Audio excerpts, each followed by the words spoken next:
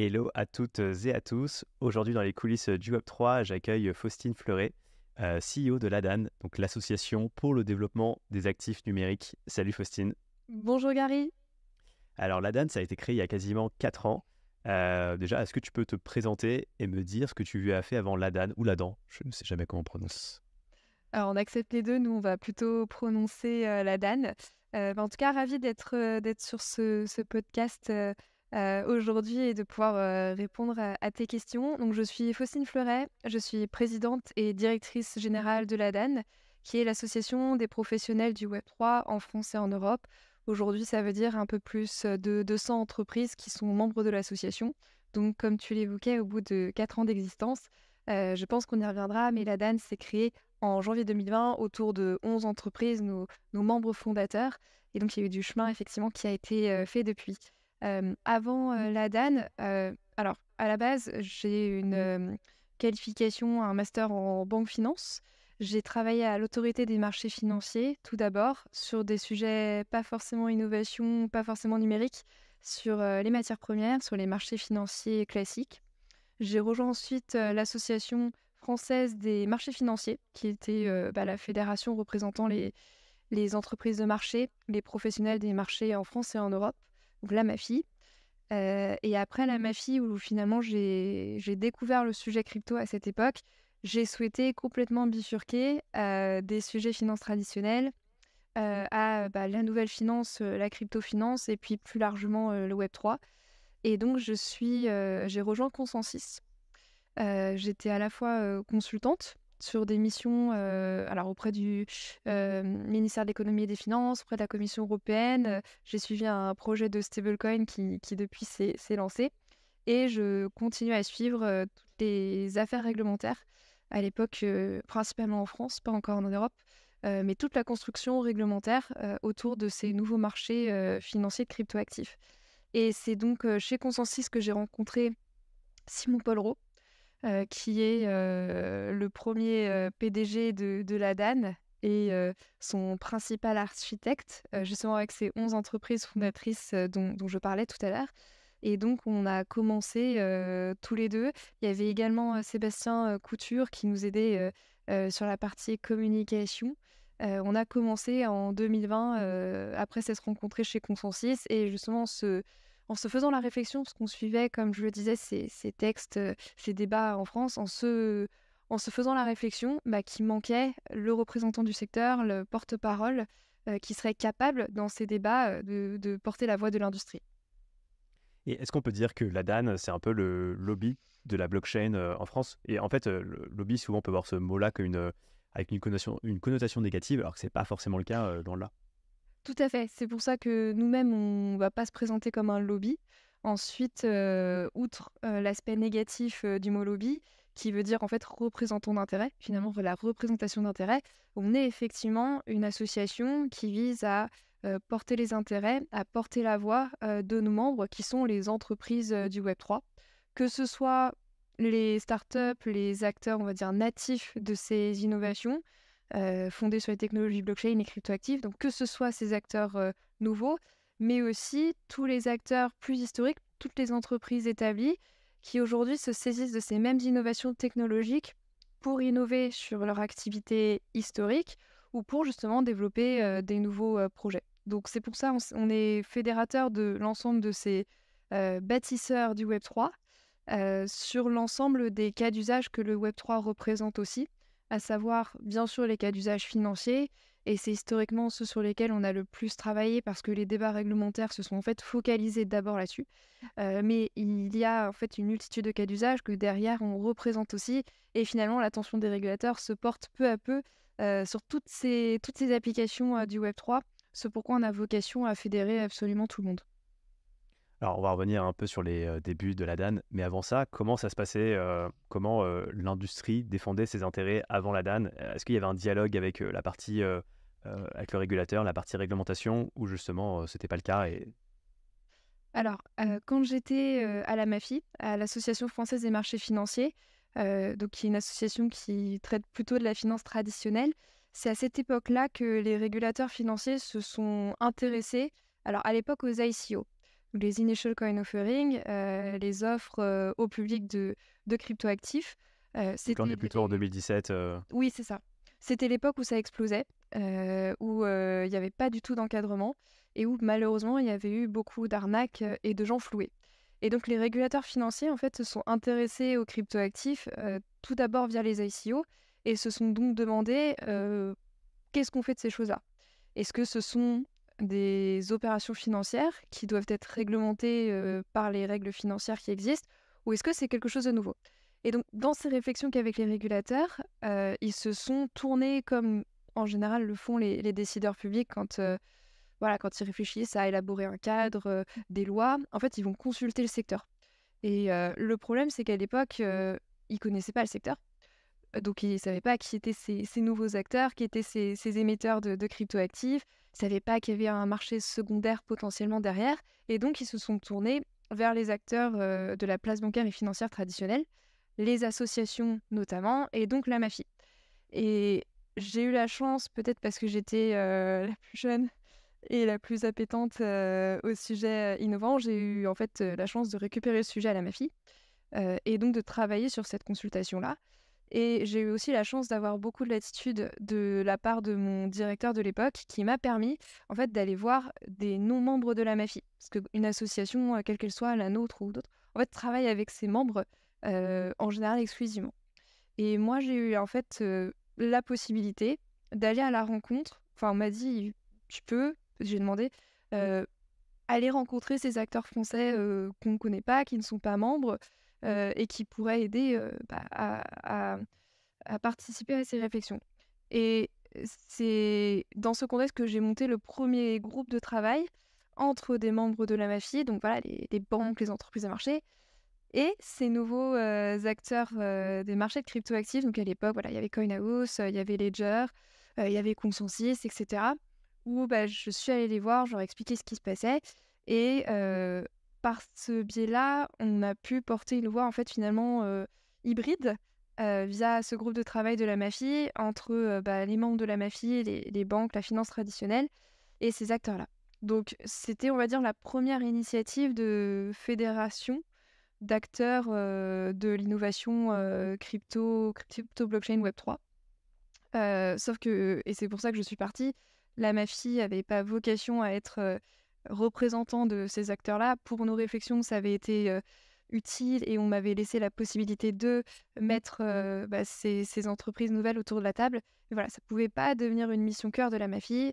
Et moi, c'est vrai que c'est à ce moment-là que j'ai vraiment... je suis devenue mordue, finalement, des cryptoactifs et du Web3. Et donc, que je suis partie, finalement, me former au cœur du réacteur chez Consensus.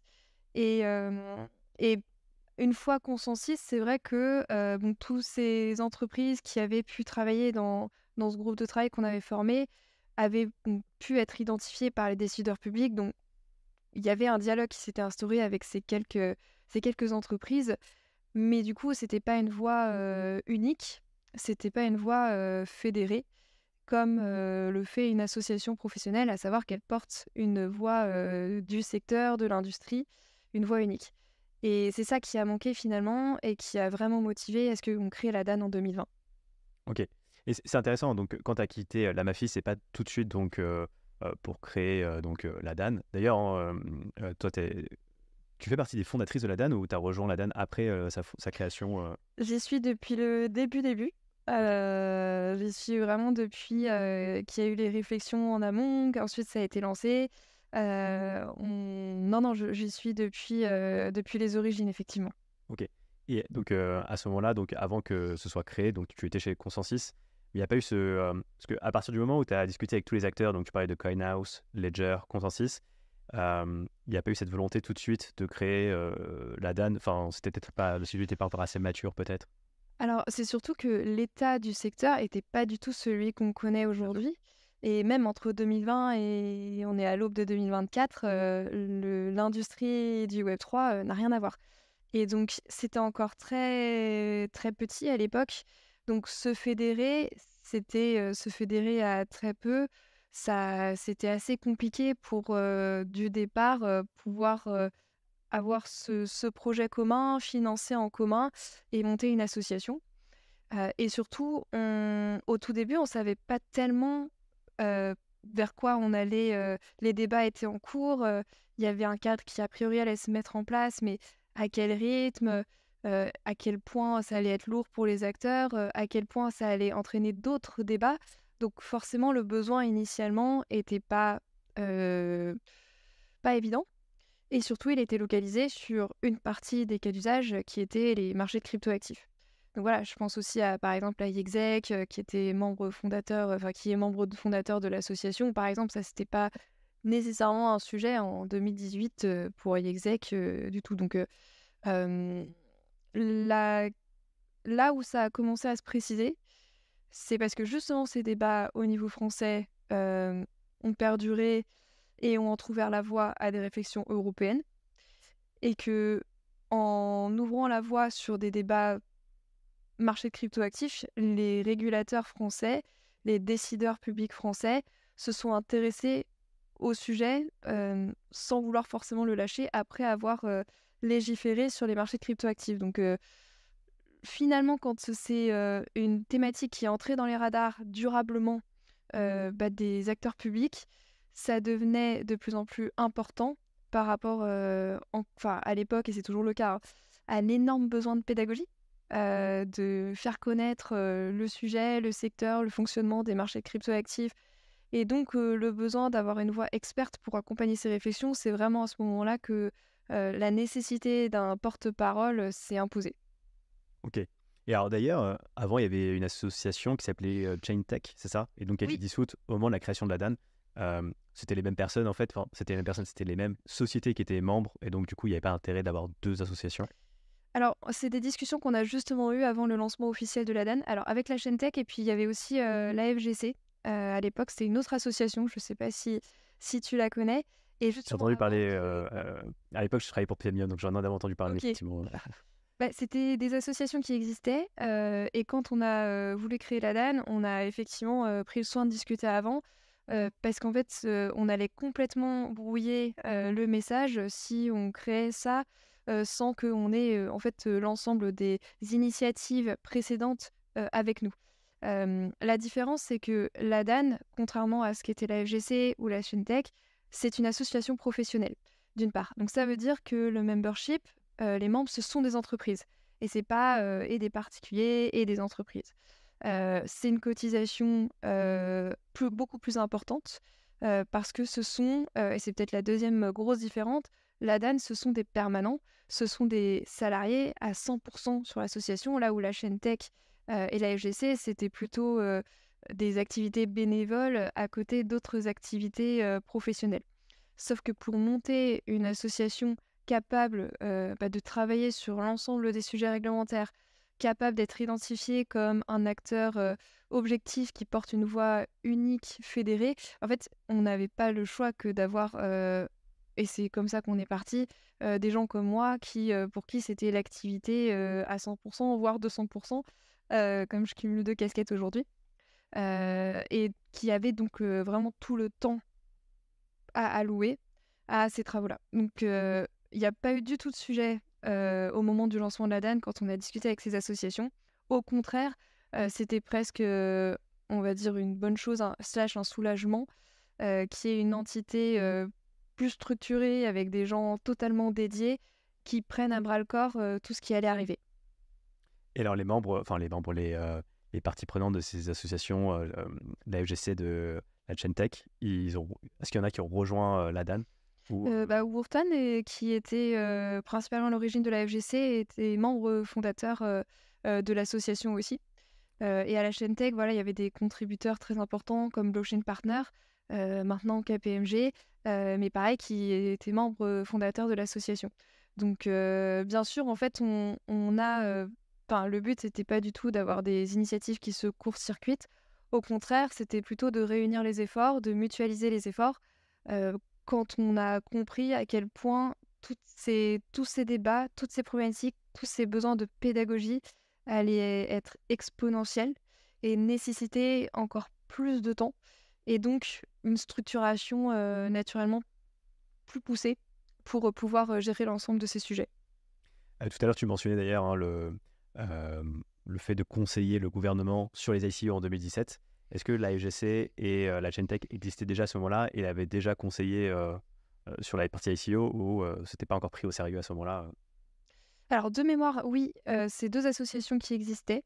J'étais pas moi directement impliquée, je les connaissais, mais je travaillais vraiment sur ces Mmh. sujets, via mon emploi de l'époque à la MAFI. Je crois qu'ils avaient participé en répondant aux consultations, mais je peux pas en être, à 100 sûre. Par contre, ils étaient effectivement déjà dans le paysage. OK. Et alors c'est intéressant, tu disais que, donc il y a eu 11 entreprises, fondatrices, hein, de la DAN, dont Ledger, Consensus, Coinhouse.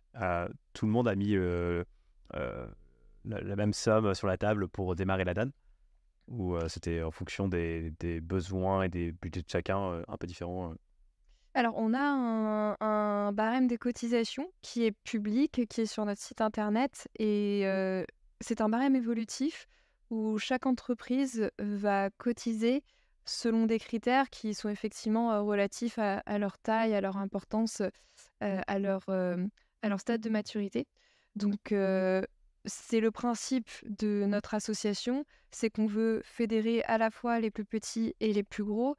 Mais qu'on doit, aussi, être, conscient que, les plus petits peuvent pas mettre autant que les plus gros. D'où ce choix de barème évolutif. Il y a des associations où les cotisations vont être, égales entre tous les membres. Il y a des associations qui vont faire le choix d'avoir justement des cotisations extrêmement élevées pour ne fédérer que les plus gros acteurs, ça existe. Nous, notre philosophie, c'est de représenter justement, de la façon la plus juste, quel est le secteur? Et en vérité, le secteur, c'est d'abord des petits et des moyens acteurs. Donc, c'est pour ça qu'on fait le choix, d'avoir des cotisations, pour les plus petits acteurs qui sont vraiment très abordables, pour, qu'ils puissent être, de la même façon défendus par l'association que peuvent l'être les plus gros qui ont les ressources, financières plus importantes. Et ensuite, au-delà de la contribution financière par les cotisations, derrière, les membres peuvent aider aux travaux de l'association par des ressources, humaines, hein. Quand on a des groupes de travail, des comités, chaque membre, peut, enfin et pour y participer, va mettre, des personnes, en capacité de participer aux réunions, en capacité de nous aider à rédiger, à apporter leur expertise. Donc voilà, il y a d'autres façons derrière pour les membres de soutenir l'action de l'association. OK. Toi, de ton côté, tu as été en charge de la stratégie et des relations, institutionnelles avant de devenir CEO, en mai 2021. Tu peux un peu expliquer cette évolution, Alors, c'est très simple. Quand, l'association a été créée en 2020, donc Simon Pollereau était président et directeur général. J'étais la première permanente, à ses côtés donc et donc je suis, arrivée en tant que directrice stratégie et relations institutionnelles. Le but, c'était que j'avais l'expertise à la fois du monde de l'association professionnelle, en ayant travaillé pour, la MAFI. J'avais la connaissance de à quoi ça ressemblait, derrière le paysage, public français parce que j'avais travaillé à l'Autorité des marchés financiers, parce que, bah, à la MAFI, mes interlocuteurs, c'était déjà, gouvernement, parlementaire, autres régulateurs, autres associations et en ayant été, chez Consensus, j'avais continué et à me former sur, les cryptoactifs, et à suivre les débats, réglementaires. Donc mon poste, c'était la conjonction de tous ces apports que, j'avais amenés, au tout début de l'association, en tant que première permanente. Au bout d'1 an et demi, effectivement, Simon Polleroux n'a pas souhaité rester président, de la DAN, donc ne s'est pas représenté au moment, de renouveler son mandat, au moment des élections, de la présidence et m'avait proposé il y a déjà quelques mois auparavant, de reprendre la direction générale et en fait, c'est dans cette perspective que j'ai souhaité me présenter à la présidence pour, être sûre que la voix que porterait la DAN serait vraiment la voix du secteur. Parce que j'avais en fait cette, casquette, à DAN en tant que, directrice stratégie et directrice générale que j'allais devenir et donc en capacité de porter la voix de tous les types d'acteurs que l'on représentait, sans forcément avoir plus d'intérêt, pour un sujet qu'un autre, ou plus de biais pour un sujet qu'un autre Et je pense que c'est ça qui a permis mon élection. On était 5 candidats, en mai 2021. C'était justement de pouvoir, être potentiellement plus fédératrice et plus universelle dans la voix que j'allais pouvoir porter. Et d'ailleurs, est-ce que tu peux un peu expliquer tu parlais de 2 casquettes. Est-ce que tu peux un peu détailler ces 2 casquettes? Oui, tout à fait. Alors oui, je suis et présidente et directrice générale. Donc en tant que directrice générale, j'ai en charge, la gestion globale de l'association, donc sa structuration, le management, de mes équipes, aujourd'hui, 6 personnes, la, définition et la mise en place, de la stratégie, de développement de l'association, notamment et de développement de nos membres, indirectement. Donc c'est ma casquette opérationnelle, on va dire, la direction générale. La casquette de présidente, c'est plutôt une fonction de représentation. C'est-à-dire qu'auprès, voilà, de membres du gouvernement, auprès de parlementaires, par exemple, dans le cadre, d'auditions, dans le cadre, de rendez-vous avec, la présidente de l'AMF, la présidente de l'AEG. Voilà, ça va être moi qui vais être, en capacité, de, parler à ces personnes et de porter la voix du secteur. De la même façon sur des conférences, sur des interviews, sur des plateaux télé.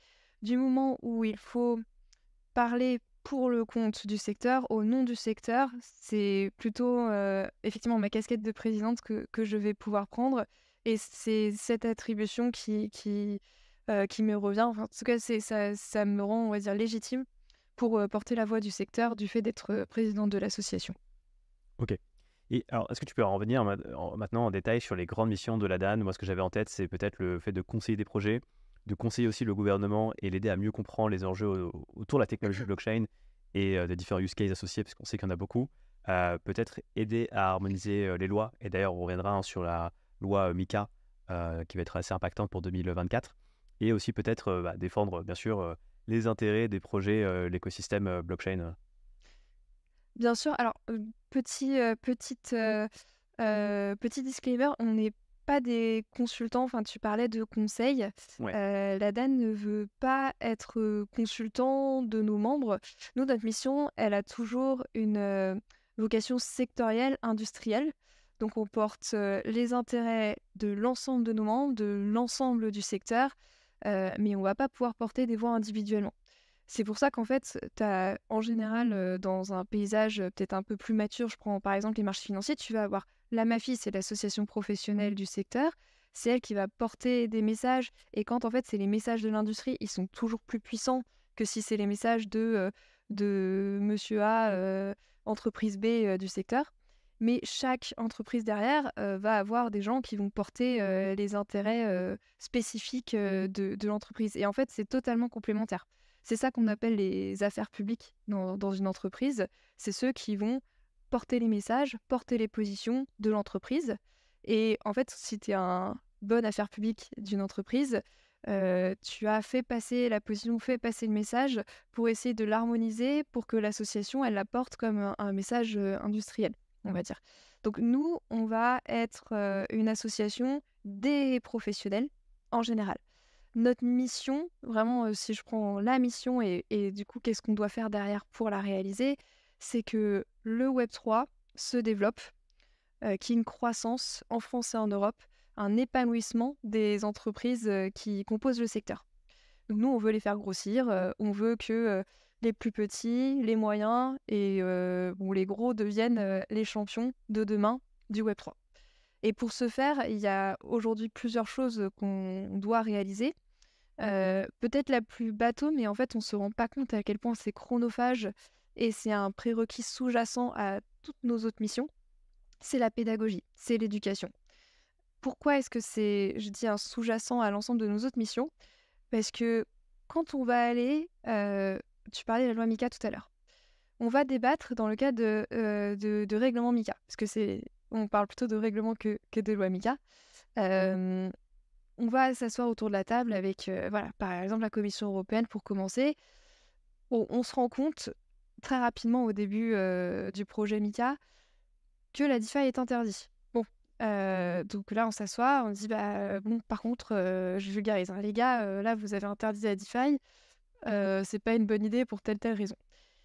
Et en fait, tu te rends compte que c'est juste que les gens ne connaissent pas la DeFi. Donc, ils n'ont pas fait exprès d'interdire la DeFi. C'est juste qu'ils ne se rendaient pas compte qu'il y avait un nouvel écosystème d'applications décentralisées sans intermédiaire derrière qui existait et qu'effectivement, si dans ton règlement, tu dis il faut absolument de personnes morales pour réaliser des services sur cryptoactifs, Mmh. oui, effectivement, tu interdis la DeFi. Sauf que c'est pas fait exprès. C'est juste que on ne connaît pas la DeFi, tout comme on ne connaissait pas les NFT, tout comme on ne savait pas comment les marchés primaires et secondaires de cryptoactifs fonctionnaient. Tu vois, par exemple, si tu prends le paradigme financier actuel, pour accéder à une plateforme genre Euronext, toi et moi, particuliers, on ne peut pas y aller directement. Tu passes par un broker, des intermédiaires, machin.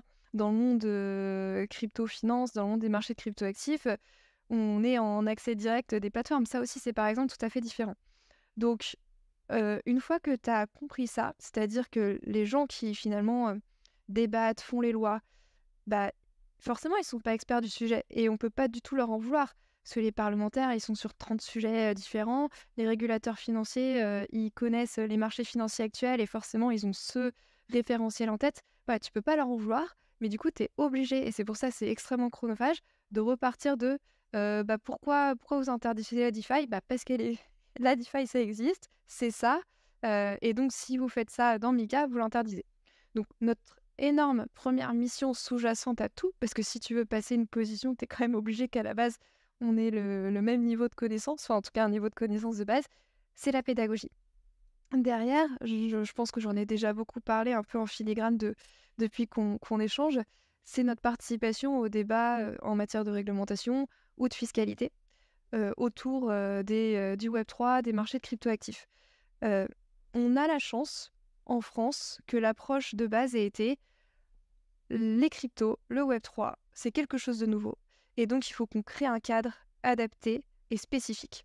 Je dis ça parce que, on le voit très bien aux États-Unis, par exemple, l'approche est totalement différente, à savoir, a priori, soit on est dans le flou, soit à un moment on vous dit que vous êtes des instruments financiers, et donc vous passez sous le joug de la réglementation financière, mais il n'y a pas cette approche de oui, les cryptoactifs, ça a l'air d'être quelque chose de nouveau. On va créer une nouvelle qualification juridique, on va créer un nouveau texte.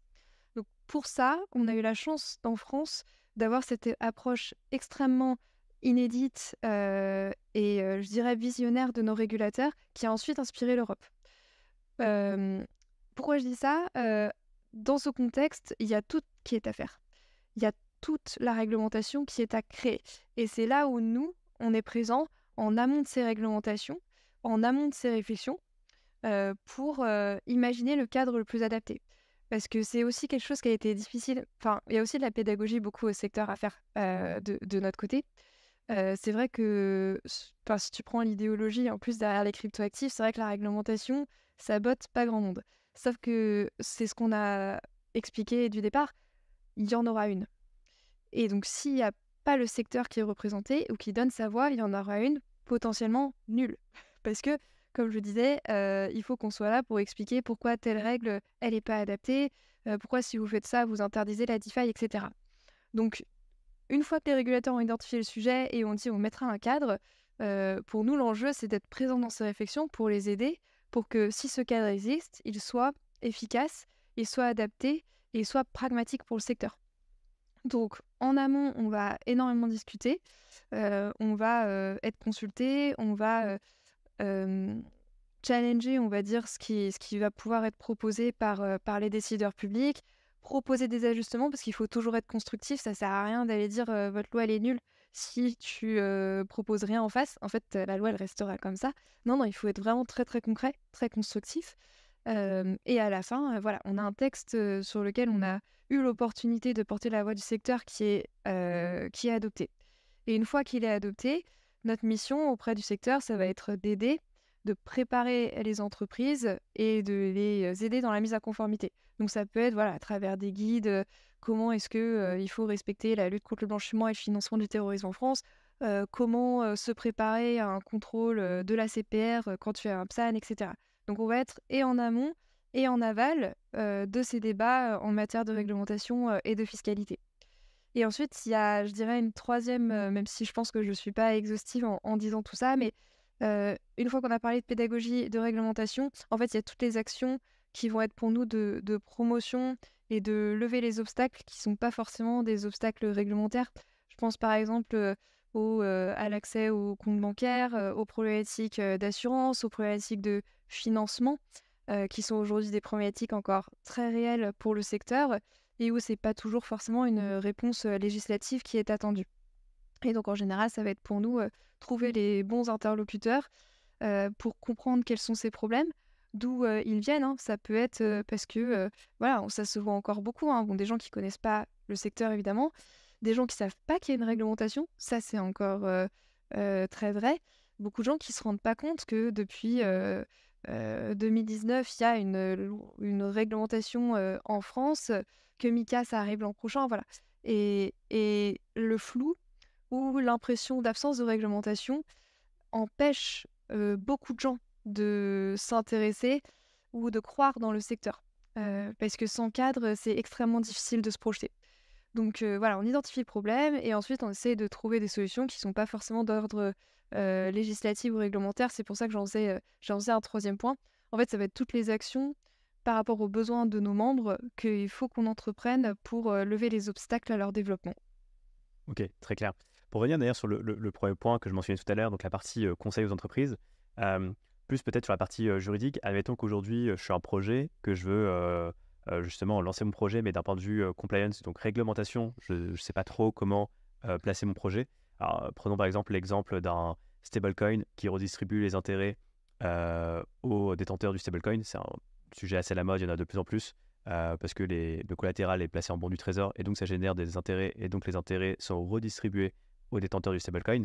Euh, Par exemple, si on prend l'exemple de MiCA, la réglementation MiCA, c'est pas très clair où est-ce que ce projet pourrait s'inscrire. Et donc, quand je suis porteur d'un tel projet, qui je vais voir? Est-ce que je vais voir du coup la DAN? Est-ce que je vais voir le régulateur type l'autorité des marchés financiers ou la CPR, qui est un peu je crois, hein, corrige-moi si je me trompe, la filiale de la Banque de France, mais dédiée au fintech, entre guillemets, si je devais un peu... Alors, l'ACPR, c'est le superviseur bancaire, c'est-à-dire c'est celui qui est justement pas les fintechs, mais supervise les banques et les compagnies d'assurance en France. Donc, c'est le régulateur, oui, c'est le bras armé de la Banque de France, effectivement, mais c'est le régulateur et superviseur de la banque et assurance traditionnelle. Ok.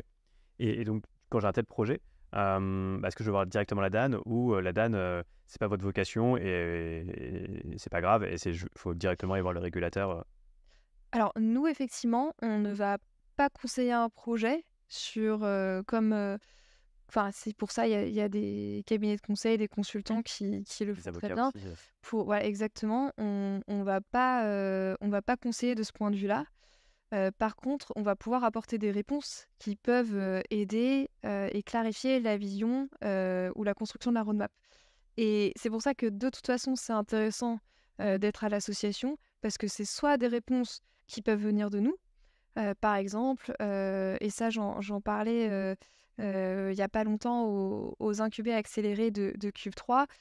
Par exemple, ceux qui veulent aujourd'hui développer quelque chose, dans les jeux vidéo Web3, nous on va pouvoir dire: «Ah bah, il faut que vous sachiez qu'il y a des débats, parlementaires, en ce moment, donc ça veut dire qu'il y aura un encadrement qui va être mis en place, probablement en 2024, donc il faut que vous puissiez l'anticiper.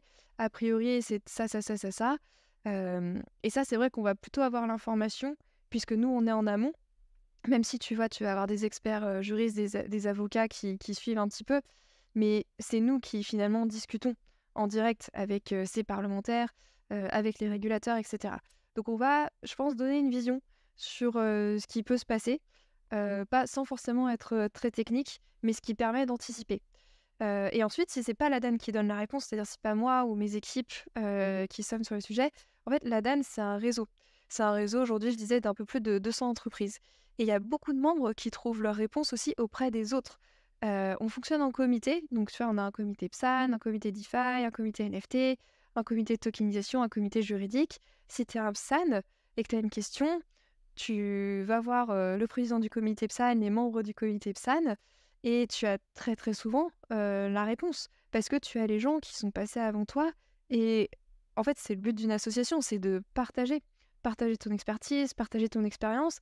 Et la mission de l'association, c'est que le secteur se développe. Donc tout le monde. Donc c'est vrai que c'est des gens qui sont en concurrence au sein de l'association, hein. Tous les membres, il y a des membres qui sont sur des segments où ils sont en concurrence. Mais c'est aussi de la coopération parce que c'est une concurrence qui doit se développer, qu'il est saine qu'elle se développe. Et c'est gagnant pour tout le monde finalement si l'industrie, si l'écosystème au global devient puissant.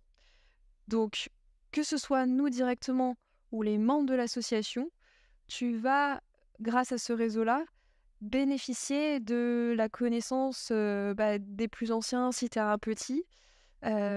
Tu vas pouvoir trouver potentiellement des partenaires, tu vas avoir des options qui s'offrent à toi parce que tu savais pas que voilà, tu pouvais faire ci, faire ça, que cet assureur il était plus friendly que d'autres.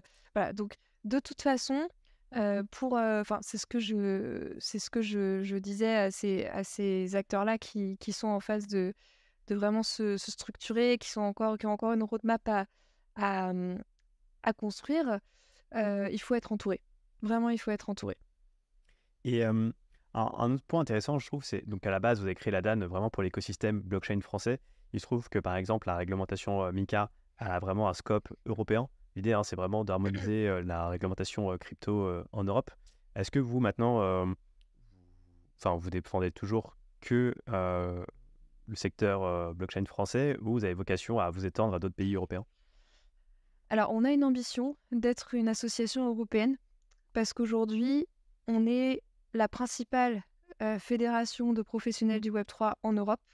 On est de plus en plus représentatif de l'écosystème, pas seulement franco-français, pour la simple et bonne raison que oui, on travaille sur l'ensemble des dossiers européens parce que ça concerne les Français, mais que donc potentiellement, ça concerne aussi des acteurs non français qui trouvent dans le travail de la DAN aussi un intérêt. Et donc, notre ambition, et elle a été réaffirmée à la rentrée avec nos membres, et c'est vraiment notre stratégie sur les prochaines années. Et c'est pour ça qu'on a des grands acteurs qui nous rejoignent aussi. Je pense à Sorare très, très récemment. Voilà, on a des Fireblocks, des OKX à l'association. On est une association européenne. Et c'est pour ça que depuis octobre, et ça a été un recrutement très long parce que c'est une perle rare et c'est pas évident de trouver la bonne personne. Depuis octobre, j'ai une collaboratrice à Bruxelles qui est donc au plus près des institutions européennes, qui est une ancienne du Sérail puisqu'elle a été assistante de parlementaires européens. Et ça renforce considérablement notre force de frappe au niveau européen. Donc oui, on est démarré comme une association, on va dire française, même si ni dans notre nom, ni dans notre description, ni dans le site internet, c'est adan.eu, c'est pas adan.fr. On a voulu préciser France depuis le début parce que de toute façon, on le savait que bon, déjà l'innovation numérique, elle est sans frontières, mais en plus, avec l'Union européenne, le cadre, la réglementation, c'est européen. Donc on allait avoir une action bien au-delà des frontières françaises. Ok. Et d'ailleurs, tu parlais donc de cette nouvelle collaboratrice qui est au plus près à Bruxelles, là où il y a le Parlement européen. Tu peux expliquer, donc c'est-à-dire qu'elle est à des interactions, on va dire, de façon hebdomadaire avec des députés. Et comment ça marche d'ailleurs aussi comment la DAN, par exemple, si on prend la réglementation MiCA, ça a été quoi un peu votre rôle si vous en avez eu un? J'imagine que vous avez été consulté. Comment ça s'est articulé? À quelle fréquence vous avez des contacts avec le gouvernement? Quelles entités? Quels régulateurs? Alors Mika, ça a été un long dossier hein, parce que ça a été le premier historiquement que l'association a géré au niveau européen, tout simplement parce que la Commission européenne a lancé une consultation en décembre 2019, donc en janvier 2020, j'étais dessus. Et c'était les premières réflexions autour de qu'est-ce que serait l'encadrement des marchés de cryptoactifs, ça s'appelait encore pas Mika à l'époque. Et c'était un peu les réflexions que la France avait menées plusieurs années avant, quand je disais, voilà, il y avait les ICO, les régulateurs se sont posés la question de qu'est-ce qu'on fait. En fait, la Commission européenne, finalement, elle en était à ce même niveau de questionnement. Et donc, c'est par là qu'on a commencé, en répondant aux questions de la Commission européenne. Et ensuite, sur la base de cette réponse qu'on a formulée, parce que ça, les consultations publiques, c'est donc public. Et donc, en fait, tout un chacun, s'il a envie, peut aller sur le site de la Commission, remplir le formulaire pour répondre aux questions. Ensuite, au-delà de la consultation publique, nous, avec les interactions privilégiées qu'on a, on va aller discuter avec ces gens à la Commission européenne. Et dans le cadre du processus européen, c'était déjà intéressant pour nous d'aller voir des parlementaires européens, d'aller voir les représentants des États membres au Conseil de l'Union européenne. Donc voilà, décembre 2019, tu as la première consultation de la Commission européenne. Sur la base de cette consultation, des réponses qu'elle a reçues, des échanges qu'elle a eus avec les répondants, pas tous parce qu'il y en a eu beaucoup, septembre 2020, proposition MICA. Donc la Commission européenne rend la première version du texte qui alors a pris le nom de MICA pour Marketing Crypto Assets. Et donc là, rebelote, tu as le texte en main, donc tu vas pouvoir dire ça c'est bien, ça c'est pas bien. Donc voilà, on met à jour notre position. Sur la base d'une position, parce que c'est ce que je disais, il faut être concret et constructif. Donc, il faut en général, on rédige d'abord quelque chose, une analyse avec des recommandations en face, et derrière, on va discuter. Parce que tu vas pas discuter juste pour dire que tu es content ou tu n'es pas content. Donc, pareil, tu vas voir la Commission européenne.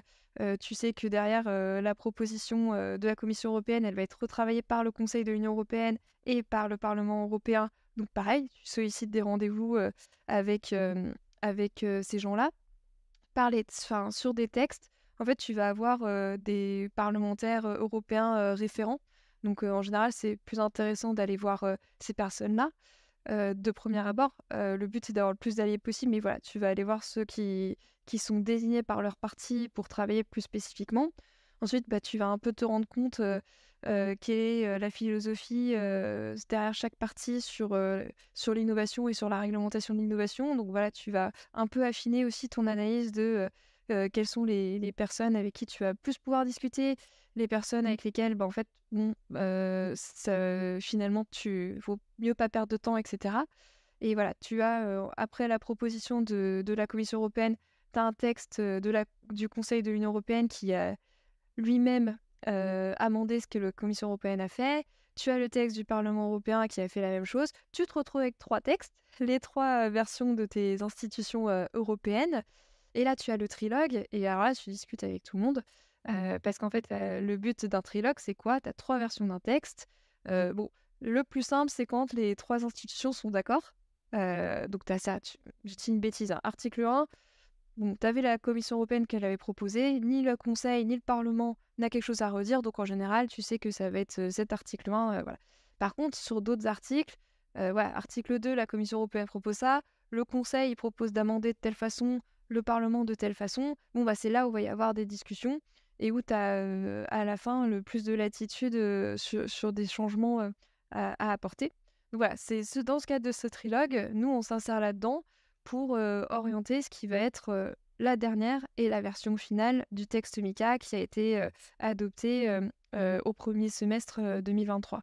Et donc c'est pour ça que je dis c'est extrêmement long parce que je suis partie de décembre 2019 et MICA s'est adopté en 2023. Donc, dans ce cadre, ça fait entre 3 et 4 ans de discussion que l'on a. Et donc, tu me poses la question, effectivement, ça doit être régulier. Et ça doit être régulier sur la base d'un travail que nous, on fournit régulièrement avec nos membres. C'est-à-dire que les positions de tout le monde évoluent. Et donc, c'est à nous aussi de nous ajuster à chaque fois. Par exemple, quand sur le sujet DeFi, au début, c'était interdit. Voilà, on a travaillé pour expliquer pourquoi il ne faut pas. Ça a été un sujet sur lequel on a été très convaincant. Donc, fort heureusement, MICA n'interdit pas la DeFi. Et je pense qu'on a été vraiment très efficace sur les stablecoins, qui est un sujet beaucoup plus politique. Ça a été hyper, hyper, hyper compliqué. D'où le fait que dans MICA, l'un des dispositifs les plus durs, c'est celui sur les stablecoins. Mais voilà, ça dépend aussi de... voilà, si, comme je disais, il y a des connotations politiques à certains sujets, les stablecoins, c'est la monnaie, c'est régalien. Donc forcément, c'est des discussions plus difficiles à avoir. Et c'est pour ça que ça prend énormément, énormément de temps. Ouais. Bah, pour revenir sur la DeFi, corrige-moi si je me trompe, mais du coup, je crois que ce n'est pas inclus dans le scope de MiCA. Ce sera prévu Tout pour à une fait. prochaine réglementation MiCA. Et dans le cas des stablecoins, alors corrige-moi si je me trompe encore, mais je crois avoir vu passer que MiCA voulait réguler le volume d'échange des stablecoins de façon journalière à 200 millions, je crois, d'euros, Oui. enfin dollars. On parle des stablecoins dollars et pas des stablecoins euros par jour. Euh, Moi, quand j'ai vu ça, je me dis, ça me semble quand même assez utopiste. Et comment tu peux forcer les plateformes d'échange à appliquer cette réglementation dans les faits? Est-ce que c'est pas juste un moyen de dire, voilà, on veut favoriser les stablecoins euros, mais dans les faits, on peut pas non plus limiter les échanges? Alors, c'est pour le coup, le plafonnement de l'émission stablecoin, c'est sur certains stablecoins, donc c'est Ok. pas sur tous. Et effectivement, ça a été un gros sujet pour nous, de discussion et de différends, avec, que ce soit la France et l'Europe, parce qu'il y a vraiment un manque de compréhension des opportunités en termes de compétitivité et de souveraineté, derrière l'émergence d'un écosystème de stablecoin euro. Les stablecoins, ça fait extrêmement peur. Enfin, on l'a vu, hein, c'est historique, c'est avec le Libra de Facebook qui est devenu Diem, qui est devenu rien. Mais c'est dès ce moment-là où les banques centrales, les gouvernements de partout dans le monde ont réalisé ce qu'était potentiellement un stablecoin et malheureusement ont imaginé que tous les stablecoins étaient des Libra. Parce qu'en fait, ce qui a fait peur, c'est la force de frappe de Facebook, émetteur d'une monnaie de main. Soit près de 3 milliards d'utilisateurs si tu prends toutes les applications de Facebook. Mais en ayant ce référentiel-là, effectivement, derrière, ils ont pensé à un cadre qui est absolument disproportionné par rapport à la réalité de ce que peuvent être les émetteurs de stablecoins, à savoir pas tous des GAFAM, ça c'est sûr, et surtout les risques posés par ces stablecoins qui, bah, pour la plupart, ne vont pas avoir les niveaux de liquidité et d'utilisation qu'aurait pu effectivement avoir un Libra. Ce qui explique que les discussions étaient très compliquées parce que malheureusement, le référentiel de départ pour la réflexion des décideurs publics était celui-ci. Mais malheureusement, il y a encore un énorme manque de compréhension que la meilleure idée, c'est pas tellement d'interdire les stablecoins ou de le remplacer par un euro numérique de la Banque centrale, ce qui est en fait le pari de l'Europe. La meilleure idée, ce serait de promouvoir le développement d'un écosystème de stablecoins euro, qui est effectivement dans la main d'entités privées et non plus de l'État. Et ça, c'est un changement de paradigme énorme qui, si on y arrive, doit mettre forcément du temps parce que les acteurs en place sont globalement anti. Et j'ai parlé que des décideurs publics, mais les banques, à quelques exceptions près, l'industrie bancaire est aussi fondamentalement contre. Alors bien sûr, on a le projet de SG Forge, mais qui est un peu un ovni au sein de l'industrie bancaire et financière, en tout cas des grands groupes bancaires, parce que de l'UBAC et compagnie, qui est aussi très avancé sur les sujets crypto en France, c'est pas dans les grands groupes bancaires systémiques, mais voilà. Sinon, l'industrie bancaire et financière ne voit pas du tout d'un très bon œil l'émergence de stablecoins. Sauf qu'ils ne comprennent pas que, à la limite, ce qui devrait nous faire peur, c'est plutôt l'émergence de stablecoins dollars qui sont hégémoniques aujourd'hui, face à un manque de compétition par des stablecoins euros. Euh, et c'est pas l'euro numérique de la Banque centrale européenne qui va être la solution. Complètement d'accord. Alors, c'est vrai que enfin, les stablecoins euros aujourd'hui représentent une goutte d'eau dans le marché par rapport aux stablecoins dollars. Les stablecoins dollars, on parle de plus de 120 milliards de capitalisation. VS les stablecoins euros, je crois qu'on parle de 200 millions. Donc, c'est clairement négligeable. De manière générale, toi, tu es satisfaite de cette réglementation MiCA? Tu penses que ça a été un, un win-win des deux côtés? Ou, à part la partie stablecoin, il y a euh, d'autres pas échecs, hein, mais d'autres parties sur lesquelles vous restez un peu sur votre faim? Alors, je pense que au global, Mika est une bonne nouvelle. Parce que comme je le disais, l'absence de cadre, c'est pas une solution pérenne.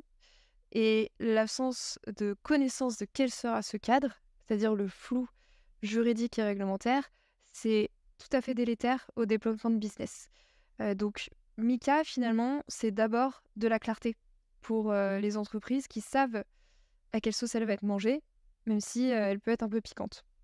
C'est aussi une bonne nouvelle parce que c'est une réglementation européenne et donc contrairement à la réglementation française jusqu'à maintenant, ça va permettre aux entreprises d'exercer dans toute l'Europe une fois que tu seras conforme à MiCA. C'est vrai que jusqu'à maintenant, si tu veux exercer en France, il faut être conforme à la réglementation française. Si tu veux exercer en Allemagne, tu dois te conformer aux règles allemandes, etc.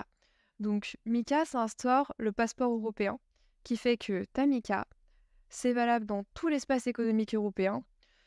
Tu vas voir l'AMF si tu es un acteur français pour te faire autoriser, et ben tu n'auras pas besoin d'aller voir les autres régulateurs pour pouvoir opérer partout. Donc de ce point de vue-là, c'est vraiment aussi une très bonne nouvelle. Ensuite, par rapport à la première mouture de MiCA, donc la version de la Commission européenne que j'évoquais tout à l'heure de septembre 2020, on a vraiment pu influer pour éviter d'énormes écueils. Alors, j'ai parlé de la DeFi qui aurait pu être interdite. J'ai pas parlé des NFT, mais qui auraient pu tomber dans le périmètre de MiCA. Et donc, ça n'avait aucun sens pour des projets qui n'avaient rien de financier, même impliquant des NFT. Donc ça aussi, très bonne nouvelle, puisque ce qui a été acté, c'est que l'Europe doit réfléchir à mieux qualifier ce que peuvent être les NFT, parce que finalement, c'est pas du tout une population d'actifs homogènes, et comment les réglementer, et est-ce qu'il y a un nouveau cadre à créer pour ces actifs-là. Et je dirais le troisième sujet sur lequel on a été influent et pour la bonne cause, c'est qu'à un moment, on a quand même parlé de l'interdiction du minage en Europe. Et l'interdiction pour des acteurs de marché de recourir à des cryptoactifs sur des blockchains qui reposent sur du proof of work. Donc là, relativement catastrophique quand même. Et heureusement, ça n'a pas été maintenu dans le texte, mais parce qu'on a porté une position extrêmement forte au moment des débats. Donc globalement, MiCA, on a évité vraiment le pire si je prends ces trois points-là. Et on a un cadre, sauf les stablecoins dont j'ai déjà parlé, qui est plutôt... Alors même s'il est dur et ça va être un enjeu pour les plus petits acteurs de s'y conformer et ça va être un certain coût, mais les règles sont plutôt pas aberrantes, on va dire. Là où on va être, juste là où on va être effectivement très vigilant, c'est les délais pour que les acteurs soient autorisés. Parce que quand tu n'es pas autorisé, tu n'as pas le droit d'exercer. Et on l'a vu en France, hein, les délais, quand ils sont extrêmement longs, ça oblige des acteurs à mettre la clé sous la porte. Et notre crainte, c'est que tu as un régime européen, que tu sois en Europe ou pas, si tu t'adresses au marché européen activement, tu dois respecter MiCA. Sauf que quel est le pouvoir de contrôle et de sanction en Europe pour des acteurs qui ne respectera pas MiCA et qui ne sont pas en Europe? Comment est-ce qu'on garantit une concurrence loyale, une concurrence équitable entre les acteurs européens et non européens? Parce que quel est le pouvoir, on va dire, entre guillemets, de nuisance de nos autorités européennes sur des acteurs non européens qui n'en auraient rien à faire de nos règles? C'est pas du tout un sujet utopique puisque c'est un sujet qui existe en France, qui a existé depuis les débuts de la mise en place de la réglementation des marchés cryptoactifs français. Et sur ça, on a très peu de garanties sur l'efficacité de la supervision et la capacité de sanction d'acteurs qui feraient n'importe quoi. Ce qui, à la fin, est délétère puisque tu pénalises, parce que je le dis, hein, ça va coûter cher hein, de se mettre en conformité avec la réglementation européenne. Donc, c'est des coûts qui sont pénalisants pour le business. Ça va ralentir, c'est clair, hein, le développement de champions parce que voilà, c'est des coûts que tu n'alloues pas ailleurs. Et donc, si on ne protège pas cette concurrence saine qui se développe et qui, pour se développer, se met en conformité avec la réglementation et qui porte des coûts et qui, à la fin, pose moins de risques, qui a de meilleures garanties de protection de l'investisseur, de stabilité des marchés, de lutte contre le blanchiment et financement du terrorisme, de lutte contre les abus de marché. Ouais, c'est tout ça derrière la réglementation que cherche un régulateur, c'est d'atteindre ses objectifs. Mais tu atteins ces objectifs si tu promeus que des acteurs qui respectent ces règles grossissent et donc soient compétitifs sur le marché, et que tu empêches ceux qui veulent pas respecter ces règles, de faire n'importe quoi. Et c'est que comme ça que la réglementation elle est efficace. Et c'est là où il faut qu'on soit extrêmement vigilant, parce que entre la théorie et la pratique, il peut y avoir un énorme gouffre. Complètement. D'ailleurs, ça me fait penser à Tether, hein, qui est l'émetteur du stablecoin USDT, qui a dit que concrètement, pour l'instant, il ne voulait pas se conformer à cette réglementation et ça pose un souci d'équité face Oui. à d'autres concurrents, en fait. Mais pourquoi? Parce que on a laissé, et ça c'est vraiment notre plus grosse déception, heu, dans MiCA, l'Europe a inséré une clause qui s'appelle la reverse solicitation, qui permet à un acteur qui n'est pas en Europe de dire: j'adresse pas agressivement le marché européen.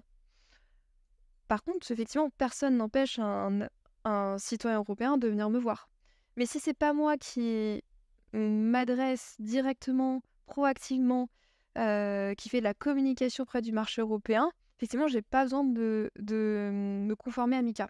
Et ça, c'est l'Europe qui a laissé cette possibilité de reverse solicitation. Parce que ça existe dans la réglementation financière traditionnelle, sauf qu'à l'époque, on n'en était pas à euh, ce développement de la finance mondiale. On est sur une innovation transfrontière, on est sur Internet, on peut aller s'adresser à n'importe quel type d'acteur. Enfin, en fait, ça n'a plus de réalité dans la nouvelle finance d'aujourd'hui. Mais c'est une clause qu'ils ont voulu maintenir dans MiCA, parce qu'existante dans la réglementation financière traditionnelle, mais qui est donc une brèche énorme dans laquelle des acteurs mal intentionnés étrangers peuvent s'engouffrer. Et ça a déjà été une brèche dans laquelle des acteurs qui n'ont pas voulu respecter la réglementation française PSAN se sont engouffrés en disant: «Non, non, bah, moi je vise pas le marché, français européen, donc je j'ai pas besoin de respecter, PSAN». Et ils peuvent le faire. Mais sauf qu'il y en a qui disent qu'ils font de la reverse solicitation, Mm. alors que, bah, sur les réseaux sociaux, ils vont, trouver des relais de diffusion et de communication, qui sont aujourd'hui pas du tout monitorés par nos autorités. Ouais, du coup, c'est pas très équitable, on va dire. Alors, il y a une réglementation MiCA 2 hein, qui est prévue pour dans quelques années, je crois, en espérant que cette fois-ci, ça inclut ce point-là, qui est quand même un point très important. Alors oui, ni l'Europe ni nous, on aime vraiment parler de MiCA 2. Ok. Mais effectivement, il y a des questions qui, comme je disais, où l'Europe a été pragmatique sur le fait qu'elles ne pouvaient pas être résolues dans MiCA, et où il y a des réflexions plus abouties, donc sur la DeFi, sur les NFT, sur les exigences environnementales, etc. Et donc à la fin, est-ce que c'est une réglementation de la DeFi? Est-ce que c'est quelques acteurs des NFT qu'on va remettre dans MiCA, et le reste, bah, ça va être dans d'autres réglementations déjà existantes? Voilà, donc MiCA 2, je le sais, c'est un concept un peu usité, parce que c'est Christine Lagarde qui est là, il me semble, mentionné la première fois. Mais par exemple, la Commission européenne, ils n'aiment pas vraiment qu'on parle de MiCA 2, surtout quand MiCA n'est pas encore entré en Oui, application et qu'il y a quand même du boulot. c'est clair.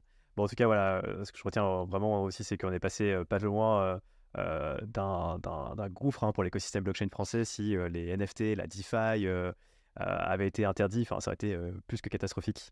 Donc voilà, beau travail de la part de la DAN. Merci. Super, merci beaucoup Faustine. On aurait pu, enfin, j'avais encore plein de questions, mais on va s'arrêter là. On fera une prochaine interview plus tard, mais c'était hyper intéressant. Merci pour ton temps.